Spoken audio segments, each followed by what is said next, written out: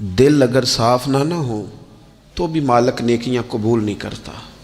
पाक होवे ते पाक ही मिलदा ही, ते बिना पाकों पाक नहीं मिलदा।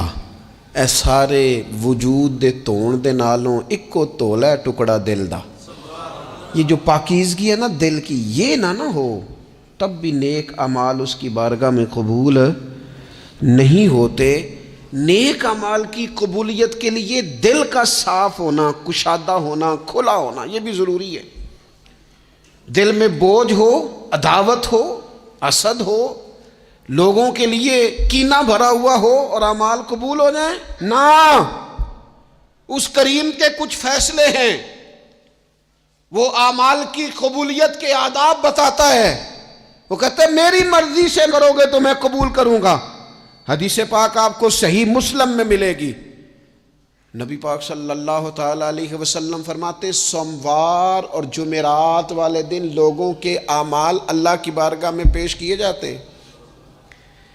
दो मुसलमानों के दो भाइयों के आमाल रब की बारगाह में पेश किए जाते हैं। आमाल हैं, नेक अमाल है, नेकी है, नमाज है, रोज़ा है, हज है, ज़कात है, सदक़ात है।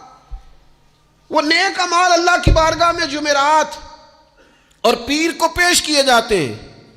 रब करीम फरमाते ठहर जो ज़रा, इनके अमाल को रोक दो।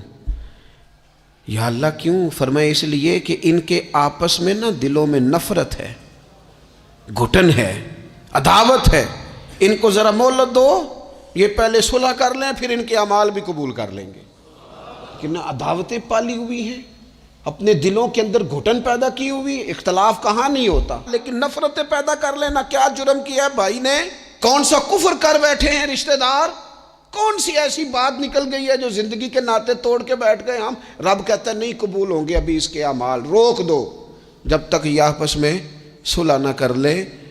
मस्जिद में भी पाबंदी से आओ, फजर की जमात भी नहीं छूटनी चाहिए, जुमे वाले दिन भी वक्त पे आओ। लेकिन अगर कबूलियत करानी है तो 20 मिनट निकाल के ना उस रिश्तेदार के घर भी चले जाओ जिससे नाराज़गी चल रही है। थोड़ा सा ना उधर भी एक चक्कर लगाओ, इसलिए कि वो कहते हैं कबूल ही तब करना है।